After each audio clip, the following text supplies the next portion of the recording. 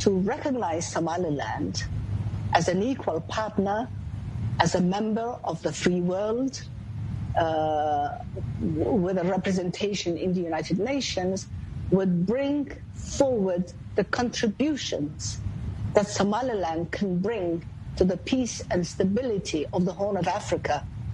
The fact that Somaliland has been peaceful for 30 years, developing for 30 years, bringing its people back from the diaspora and from refugee camps around the world during the past 30 years, when we have very little international support except for humanitarian aid, that in itself is deserving of recognition, and that proves that Somaliland is a country that can bring forward and contribute to the peace and stability. And then, of course, if diplomatic relations are also granted to Somaliland, Somaliland would be a very useful and a proud member of the international community and the communities of the world that value peace, that value stability, that value free trade, that value economic and the fight to fight poverty and joblessness and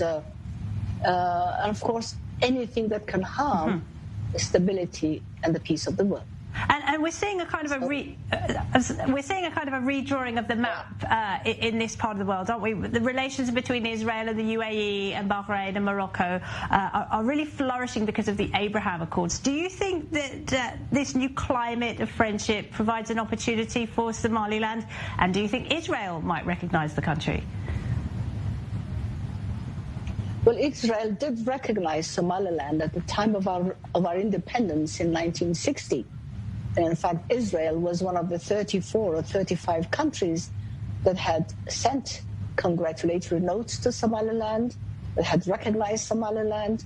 And among those 34 countries were the members of the Security Council at that time. But do you think they might build on that and grant full diplomatic recognition? Well, so at the time, if Somaliland becomes recognized, and its identity is recognized, there is no reason why Somaliland should not trade with, establish relations with any country in the world. And in fact, Israel is part of the nations that live along the Red Sea, that have access to the Red Sea. The port of Aqaba that supplies Jordan and Israel is on the Red Sea. And there is no reason why Somaliland should not have relations with all the members, the countries that we share geographical location with, that we share maritime trade with and routes. But it will be at that time to discuss and how and the modalities. But any cooperation, in my opinion, is a good thing. It is the lack of cooperation that affects development and collaboration among nations. Absolutely. And I mean, given the fact that Somaliland is overwhelmingly Muslim, I think it's 98% Muslim, is there any opposition to recognising Israel, to doing business with Israel openly because of a feeling of solidarity with the Palestinians? Well, there are many Muslim countries in the Middle East that have chosen to recognize Israel. We share the same religion with those countries. Collaboration with Israel is a strategic, political, and commercial relationship. Neither one country will affect the religion of the people living in those countries. And trade, security, collaboration is something that develops between governments and peoples. And Somaliland would not be the first Muslim country that has good relations with Israel. And why not? And as so often is the case, business and trade are kind of going ahead of the politics. Somaliland is, as you mentioned, on a major shipping route. It's very strategic. There's been a lot of foreign investment, including from the UAE, which has invested heavily in the port. Do you see more opportunities? Do you see that growing, regardless of whether there will be diplomatic recognition or not? I think the potential is limitless. Well, first of all, Somaliland brings to the world 850 kilometers of a coastline that are free of terrorists and free of pirates. It's 850 kilometers in a location that is surrounded by a lot of instability and insecurity.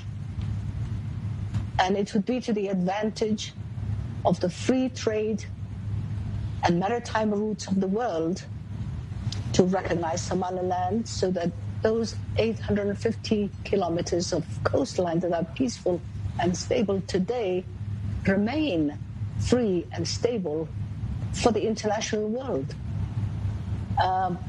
Somaliland has a lot of potential for agricultural potential, maritime trade, maritime potential, maritime resources. Somaliland has mineral resources that wait to be tapped. Somaliland is a country that is a route for the trade with our neighbor, our very big, giant neighbor, Ethiopia, with 110 million people, which are landlocked. And already 1/3 of the trade destined for Ethiopia and the food aid destined for Ethiopia comes through the port of Berbera in Somaliland.